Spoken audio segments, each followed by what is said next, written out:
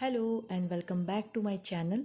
मैं हूं मयूरी और इस चैनल पर मैं बताती हूं law of attraction, law of assumption, spirituality, कुछ मोटिवेशनल स्टोरी में शेयर करती हूं। तो मेरे साथ हमेशा जुड़े रहे और इस चैनल पर आए हो तो लाइक, शेयर और सब्सक्राइब ज़रूर करें। तो आज की कहानी शुरू होती है एक छोटे से गरीब परिवार की, जो इतना गरीब था कि उनको नहीं पता था कि आज खाना मिल गया है तो कल क्या होगा। मतलब सिर्फ दिन ही काट रहे थे। उनके लिए कोई लाइफ नहीं थी, कोई जीना जीना नहीं था। परिवार में हस्बैंड, वाइफ और बेटी थे। तो बेटी रोज़ पूछती थी कि पापा हमारी लाइफ नॉर्मल कब होगी, एटलीस्ट ढंग से खाना कब मिलेगा। तो उसके पिता कहते थे एक दिन ज़रूर ठीक हो जाएगा। और रोज़ यही बात सुनकर बेटी भी परेशान होती थी कि पापा तो ऐसे ही कह रहे हैं। तो एक दिन उसके पिता को लगा कि चलो उसकी बेटी को ऐसे ही कहानी बनाकर ऊपर वाले से मिलवाता हूँ। तो बोले चल इधर आ, उधर जो पहाड़ है ना उसके ऊपर ऊपर वाला रहता है। तो अगर तुझे लगता है ना कुछ मांगना है तो उस ऊपर वाले से मांग, तुझे ज़रूर देगा। तो बोले ठीक है। तो फिर वो लड़की रोज़ कुछ ना कुछ मांगती थी, पता नहीं था क्या मांगती थी। कुछ ही दिनों बाद उसके पिता को सेना में नौकरी मिल गई। छोटी सी पोस्ट थी लेकिन वो इतना कमा लेता था कि उसका खाना पीना अच्छे से चल जाता था। तो सेना में अगर आप जाते हो तो युद्ध भी करना पड़ता है, घर से दूर भी जाना पड़ता है, कहीं महीनों के लिए दूर जाना पड़ता है। और वैसा ही हुआ, उस आदमी को सेना में युद्ध पर जाना पड़ा और युद्ध भी लंबा चलता है। तो उसकी बेटी को लगा कि उसके पिता को इसके लिए जाना पड़ रहा है क्योंकि उसकी विश थी। उस लड़की को लगता था कि मैंने भगवान से ऐसा मांगा और भगवान ने विश तो पूरी कर दी कि पापा को नौकरी मिल जाए, लेकिन पापा दूर चले जाए ऐसा तो मैंने नहीं मांगा था। उस वक्त उस लड़की को कुछ समझ नहीं आया। फिर उसका पिता उसके गले लगाकर जैसे ही जाने लगा कि बेटा अब तो मैं कुछ महीनों बाद ही आऊँगा, तो तू मेरी राह मत देखना तब तक। उसका हौसला बढ़ाया और वो चल पड़ा। तो एक लड़की बोली रुको पापा, ये चिट्ठी लिखी है मैंने उस ऊपर वाले के लिए, तो आप ये चिट्ठी वहाँ पर पहुँचा दो। तो उसके पिता को लगा कि ठीक है ना, चलो उसकी बात मान लेता हूँ। जैसे ही वो पहाड़ पर पहुँचा, क्योंकि पहाड़ के पीछे एक रास्ता था, वहाँ से होकर उसे युद्ध में जाना था।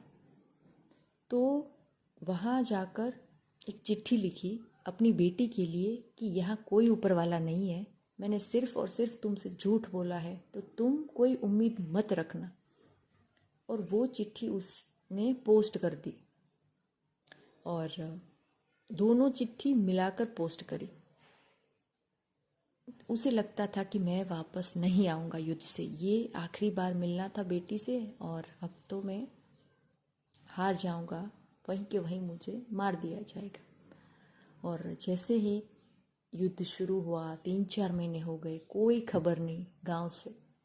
सब परेशान कि क्या हुआ होगा, ऐसा कैसे कि कोई न्यूज़ ही नहीं आ रही।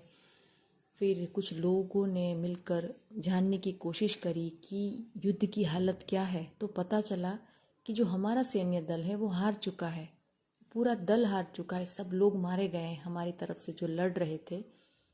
तो फिर तो वही साबित होता है कि इसके पिता भी मर चुके हैं। जब ये सब बातें चल रही थी, वो लड़की तो इतना रोई, परेशान हुई, बहुत हिम्मत हार चुकी थी। लेकिन कुछ दिन जैसे ही बीते, उसके पिता वापस आ गए।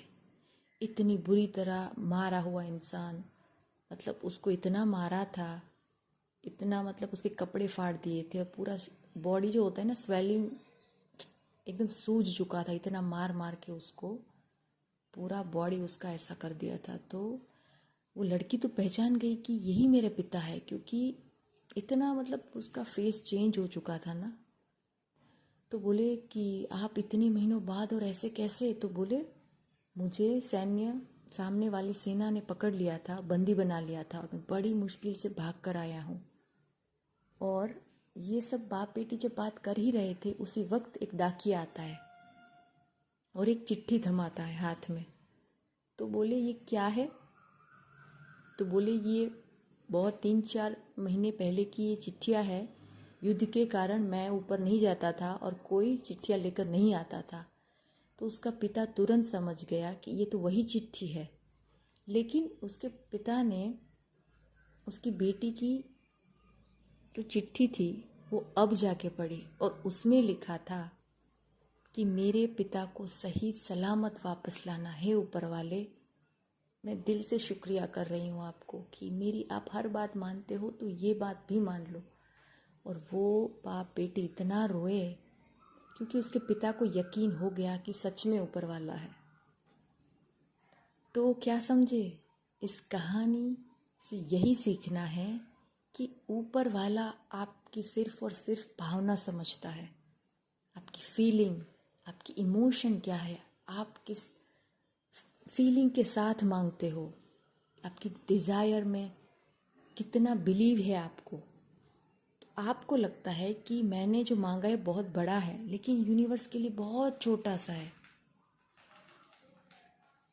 तो आपको अपनी डिज़ायर कभी नहीं छोड़नी है, अडिग रहना है। और एक बात मैं और भी बताऊंगी कि ऐसे ही स्टोरी मैं 2 सालों से सुनती आ रही हूँ, डिफरेंट सक्सेस स्टोरीज।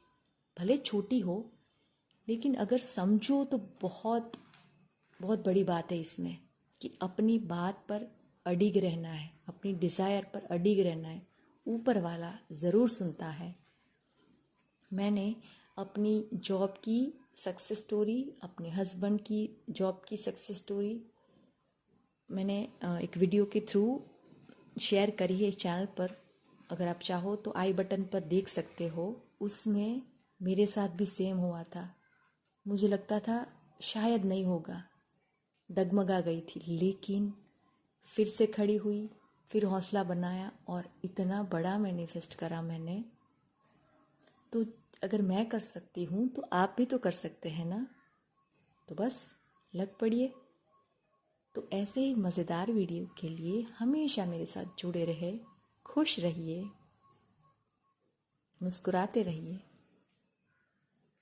मैनिफेस्ट करते रहिए। Thank you.